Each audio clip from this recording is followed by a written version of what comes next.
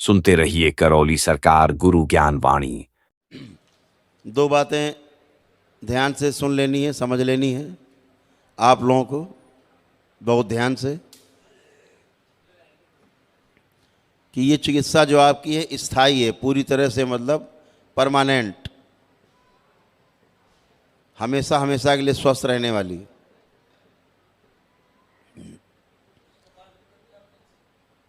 अभी क्या दें, निकल जान दो, धीरे धीरे निकल जान दो, निकलती रहेगी, अभी उड़ ही रही है, अभी गंदगी उड़ रही है, अभी निकली तो है नहीं पूरी। तो ये आपकी वो चिकित्सा हुई है, हो रही है, जो हमेशा हमेशा के लिए आप स्वस्थ बने रहें, जो जो गंदगी निकाली गई है। सबसे बड़ी जो समस्या है वो आपके चिंतन की है,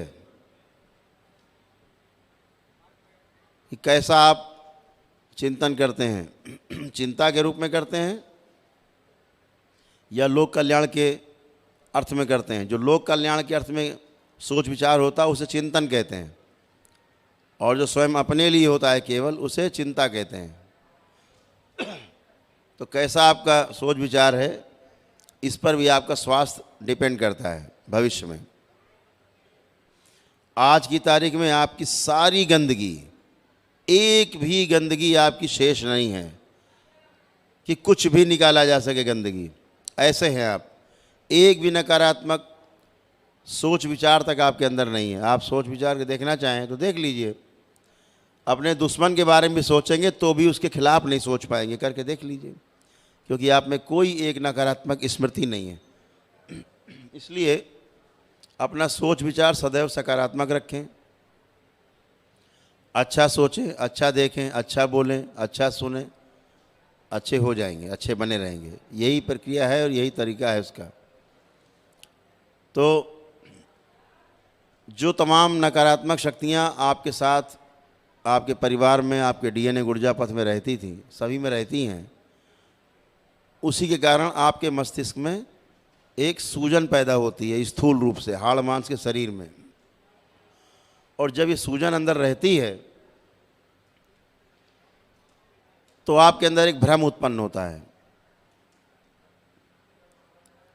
जब भ्रम उत्पन्न होता है, वो भ्रम इतना गहरा हो जाता है कि उसका आपका जो मस्तिष्क है ना, उसको सही में स्वीकार लेता है। और अगर सही में स्वीकार लिया है तो गहरी स्मृति बन गई है। अब वो स्मृति पूरा काम करेगी, भूत बन के, बैताल बन के, राक्षस बन के, तमाम तरह से काम करेगी। फिर आप उससे परेशान रहेंगे, छूट नहीं सकते। आपके मन के खेल इतने खतरनाक हैं कि उस खेल में आपकी मृत्यु भी हो सकती है, जब मन आपसे खेलता है। और मन किसका है? तो वो भी आपका है, बाहर से नहीं आया है। केवल आपने बाहर से गंदगी इनवाइट की है, क्योंकि गंदगी और अच्छी चीज़ें तो बाहर से, सब कुछ बाहर उपलब्ध है। जैसे अपने अंदर, उसे बाहर भी उपलब्ध है। जो आपके अंदर है वही आप आकर्षित करेंगे। अगर आपके अंदर गंदगी है तो बाहर से आप गंदगी को आकर्षित करेंगे। आपके अंदर अच्छी चीज़ें हैं, अच्छाई, अच्छी सोच है, तो बाहर से अच्छी चीज़ें आप आकर्षित करेंगे, वही आएंगे। तो आपको सोच विचार पे अपने थोड़ा सा ध्यान जरूर देना है। तो जो आपके मस्तिष्क में सूजन हो जाती है, फिर भ्रम उत्पन्न होते हैं, भ्रम के कारण रोग उत्पन्न होते हैं। वह रोग बुखार से लेकर के और आपके कैंसर, एड्स, तमाम बीमारियां, बड़ी बड़ी जो असाध्य रोग हैं, वो सब बनते हैं आपके शरीर में।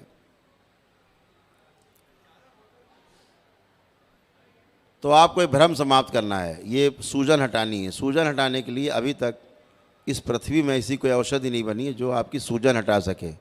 सूजन हटाने के लिए डॉक्टर एक ही बात बोलते हैं न्यूरो के, हमें आपकी सर्जरी करनी पड़ेगी, आपके ब्रेन की सर्जरी करनी पड़ेगी।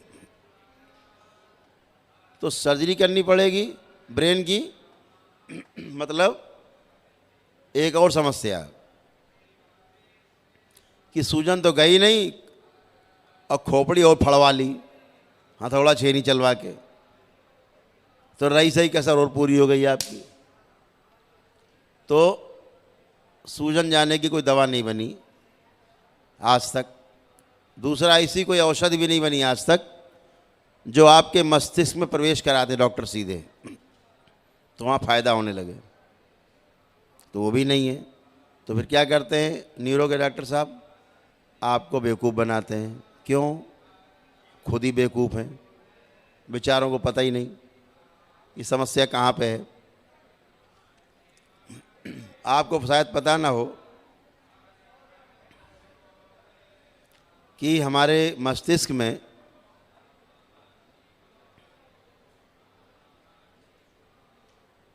एक सेकंड में, ये आधुनिक विज्ञान भी कहता है, अब आधुनिक चिकित्सा विज्ञान अब इसको कहता है, मानता नहीं, कहता यहाँ होता है। आपको जान के आश्चर्य होगा, आपके मस्तिष्क के अंदर निरंतर विस्फोट होते रहते हैं, विस्फोट चलते रहते हैं। और आपको ये जान के आश्चर्य होगा कि एक सेकंड में, एक मिनट नहीं कह रहे हैं, एक घंटा नहीं कह रहे हैं हम, एक घंटा या एक मिनट नहीं कह रहे हैं, एक सेकंड में आपके इस मस्तिष्क के अंदर 1,00,000 केमिकल रिएक्शन होते हैं हर सेकंड।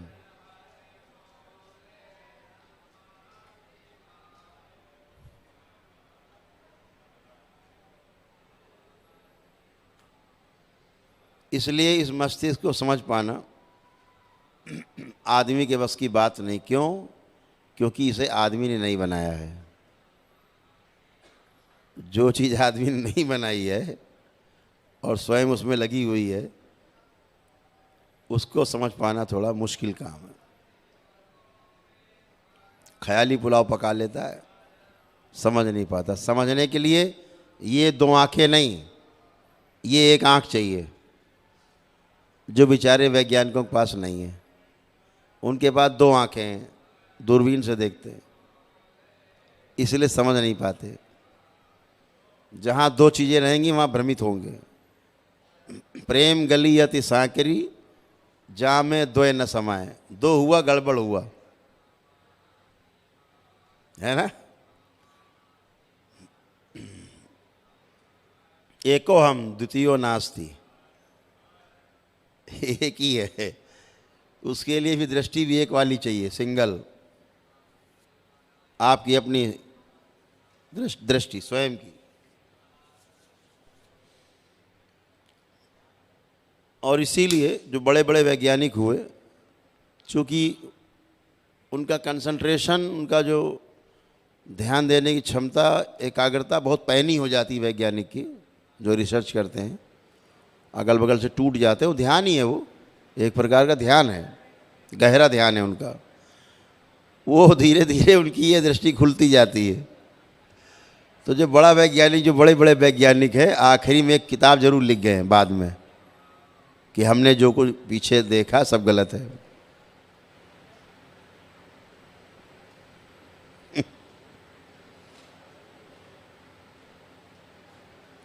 क्योंकि वो धीरे धीरे विज्ञानी से ज्ञानी बन जाता है, फिर उसकी 2 दृष्टि जो है वो बंद होकर के सिंगल वाली खुल जाती है। तो पछताता है ज़िंदगी भर कि मैंने क्या कहा, क्या था और क्या देख रहा हूँ, असली बात तो यहाँ है। लेकिन अब कहे किससे, कहे तो बेवकूफ़ समझा जाएगा, तो किताब लिख जाते हैं। सरकारें क्या करती हैं, किताबों को छिपा देती हैं क्योंकि थ्योरी गलत हो जाएगी। बुद्ध को इस देश से क्यों दौड़ाया गया, भगाया गया? गौतम बुद्ध को, गौतम बुद्ध ने जैसा देखा वैसा बोल दिया,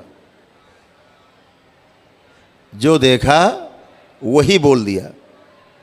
सत्य बोलने से परहेज नहीं किया, बचाया नहीं कुछ, अपना नहीं जोड़ा उसमें। तो जितने ज्ञानी थे इस देश में, डंडा लेके निकल पड़े और कहा कि इसको भगाओ पहले देश से। क्या कह दिया भगवान बुद्ध ने? इतने कह दिया कि आत्मा नाम की ऐसी कोई चीज़ नहीं है जो मुक्त होती है, कोई आत्मा नहीं।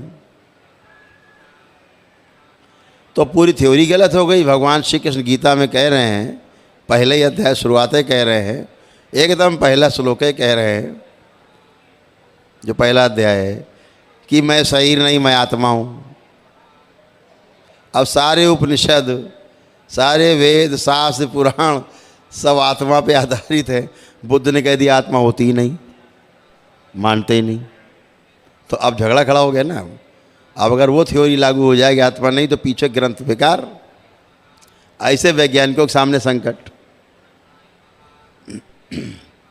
गैलीलियो ने, शायद गैलीलियो नाम था वैज्ञानिक का, उसने कह दिया था धरती गोल है। गैलीलियो था शायद। तो वहाँ की जो सरकार थी कहा इसको फांसी चढ़ा दो। क्यों? उनकी किताब में लिखा है, बाइबिल में, कि धरती चपटी है, अंडाकार है, अंडे की तरह चपटी है। और उसने, वैज्ञानिक था वो, गहरा वो ध्यानी हो गया था, विज्ञानी की जगह ज्ञानी बन गया वो, गहरा ध्यान। तो उसने देख लिया, अरे यार ये तो बिल्कुल गोल है, बिल्कुल। तो उसने कह दिया धरती चपटी नहीं, धरती गोल। कह इसको फांसी चढ़ाओ, पहले इसको लाओ। अब वो लाए गए भाई, कब बताओ भाई धरती गोल है कि चपटी है? तो उनका नहीं नहीं प्रभु, धरती चिपटी है, गोल है ही नहीं, बिल्कुल चिपटी है, अंडे की तरह। जान बचाओ किसी तरह इनसे। तो जान बचाई, तो सही बात कहने नहीं देंगे। सत्य सुनना कहने से ज़्यादा खतरनाक है, कठिन है थोड़ा। तो जब हम बात करते हैं न्यूरो की, तो अभी न्यूरो डिपार्टमेंट बहुत असहाय स्थिति में है। और आपको ये जान के और आश्चर्य होगा कि जितना भी ये चिकित्सक समाज है, डॉक्टर हैं, सर्जन हैं, अगर 10 सर्जन बैठे हैं अलग अलग डिपार्टमेंट, आँखों का सर्जन हो, है ना, पेट वाला हो सर्जन अलग होता है, हृदय का जो सर्जरी करने वाला डॉक्टर सर्जन अलग होता है, ऐसे अलग अलग अंग के स्पेशलिस्ट होते हैं। हड्डी वाले अलग होते हैं स्पेशलिस्ट, दांत वाला डेंटिस्ट अलग होता है, कहे सब डॉक्टर जाते हैं। अगर 10 बैठे हों और न्यूरो का डॉक्टर आ जाए, न्यूरो का सर्जन, सब खड़े हो जाते हैं। अरे बाप रे, सबसे बड़ा बेवकूफ़ आ गया।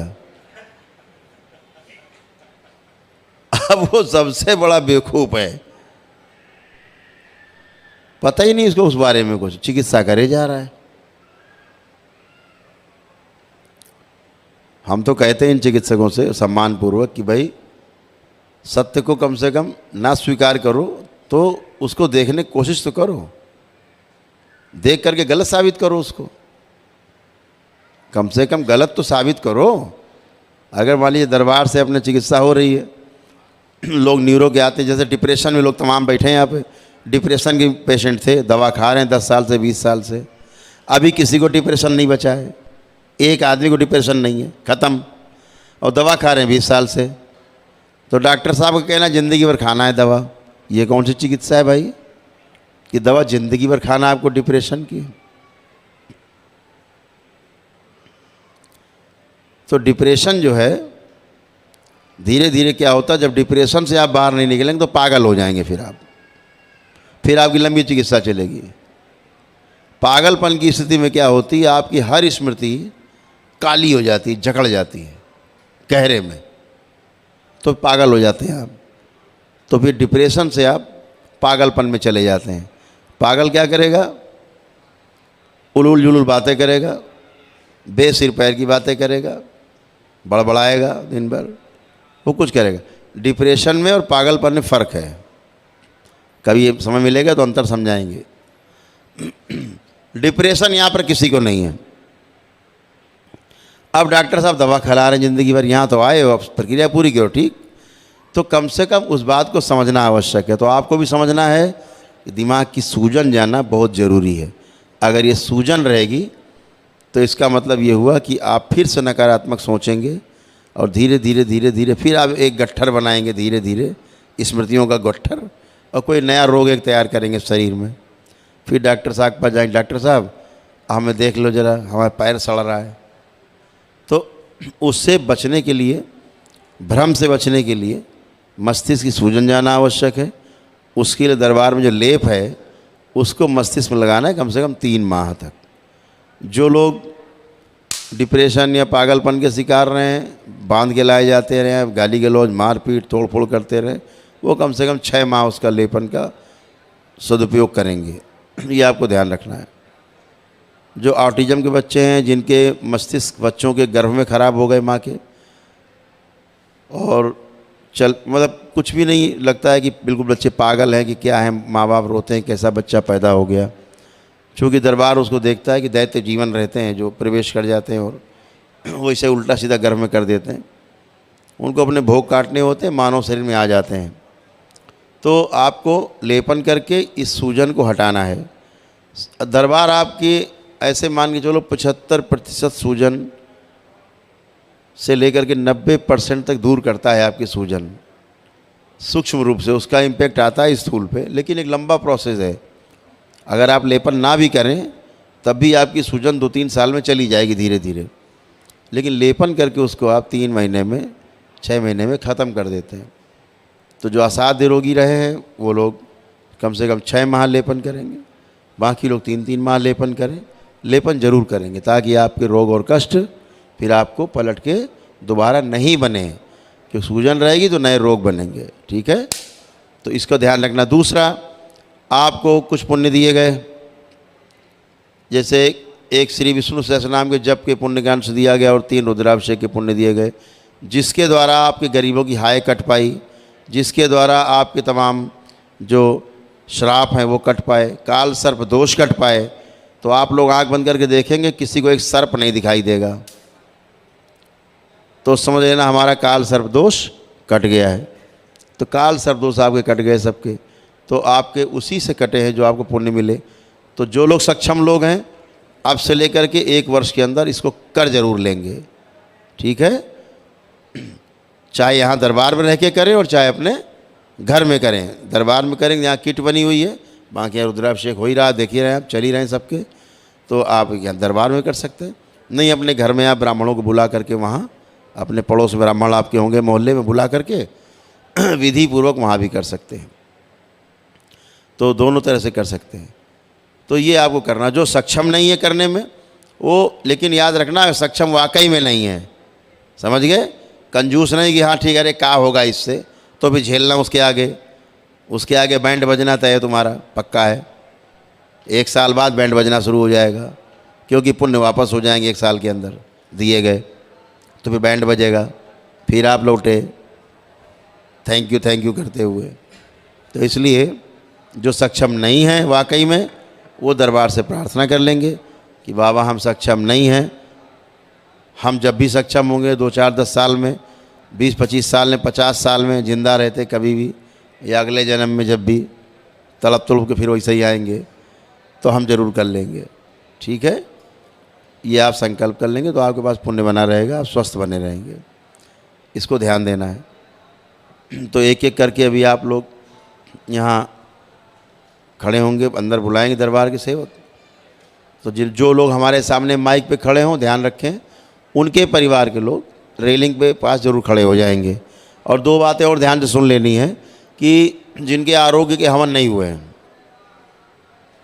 जिनके आरोग्य के हवन नहीं हुए हैं, तो अच्छी बात तो ये है आगे से भविष्य में, जिनके ऊर्जा पथ में 2 या 2 से कम लोग हैं, 1 लोग हैं, 2 लोग हैं, बंद कर दो, 1 या 2 लोग हैं, तो वो एक बार हमसे मिल लें, संकल्प में आके हम आपको ट्रीटमेंट करेंगे जैसे किया अभी। तो इनमें से 1 या 2 लोग जो परिवार के जुड़े हैं आपके ऊर्जा पथ में DNA के, तो उसमें कम ऊर्जा खर्च होती है, ज़्यादा ऊर्जा रहती 2 लोगों में कम बटती है, मतलब बहुत ऊर्जा रहती है आपके पास, तो आपके मारण कट भी जाते हैं। अगर कोई असाध्य रोग नहीं है तो हो सकता है कि उनको आरोग्य का हवन ना करना पड़े। लेकिन अगर 2 से अधिक लोग आपके DNA में हैं, तो फिर आपको जो आपका ऊर्जा पथ है 2 से अधिक लोगों का, तो वो लोग तो आरोग्य का हवन करके ही तभी प्रवेश करना ज़्यादा अच्छा। अगर रोगी हैं, ये सब जो बना है ये हवन आपके रोगों के कष्टों के लिए बना, कि आपके शरीर के की स्थूल रोग भी आपके जाए, आपके कष्ट भी जाएं। ठीक है ना?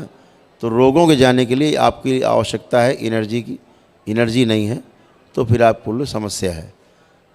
आपके कष्ट नहीं जाते हैं। तो जिनके जो आरोग्य का हवन कर चुके हैं उनके सब के कट चुके हैं, पूरे यहाँ से लेकर परिवार तक के सभी के कष्ट और मारण सब कट चुके हैं। तमाम गंदगी कटी है जो रहती है आप में। बाकी लोग ध्यान रखेंगे कि इसका पहले वीडियो डाला जा चुका है ऑफिशियल चैनल पे दरबार के, कि जिनके 2 या 2 से कम लोग हैं ऊर्जा पथ में, वो तो एक बार आकर के संकल्प में शामिल हो जाएं, टोकन लेके, वो तो ठीक है। लेकिन बाकी लोग करके ही अगर हवन बैठे संकल्प में ऊर्जा का, तो बहुत अच्छी बात है, ऊर्जा वृद्धि वाला आरोग्य का। तो फिर आपको बार बार भागने की आवश्यकता नहीं पड़ेगी। और ये भी बात ध्यान कर लीजिएगा, दिमाग में रखिएगा कि जो लोग ऊर्जा वृद्धि ये आरोग्य के हवन में, परिवार के मान लीजिए आपने 10 लोग रखे हैं हवन के पुण्य में, और यहाँ पर आपके 6 लोग शामिल हैं, 8 लोग शामिल हैं, जो भी उनके तो जो रोग हैं वो भी जाएंगे और कष्ट भी निकल जाएंगे सारे, ठीक है। लेकिन जो लोग इस हवन में शामिल नहीं रहे हैं तो उनको एक बार मेरे समक्ष जरूर आना होगा, जो रोगी हैं, एक बार के लिए, तो उनमें फंसी हुई ऊर्जा जो रहती है स्मृतियों की वो निकल जाए, रोगों की जो स्मृतियाँ रहती हैं वो निकल जाए, बाकी सब चला जाता है, मारण कट जाता है, परिवार कोई आदमी आए चाहे ना आए, इसी स्मृति के संकल्प में सब कट गया जिन्होंने कर लिया हवन। तो इसको आप लोग गंभीरता से लेंगे, यह आपके जीवन मरण से जुड़ा हुआ प्रश्न है, इसको गहराई से सुने। पूरी बात ना समझ में आई हो तो जो हमने बोला है उसको वीडियो फिर से देखें, लाइव जो हमने बोला ध्यान से उसको सुन लेना, और वैसे ही पालन आपको करना है। हरिहर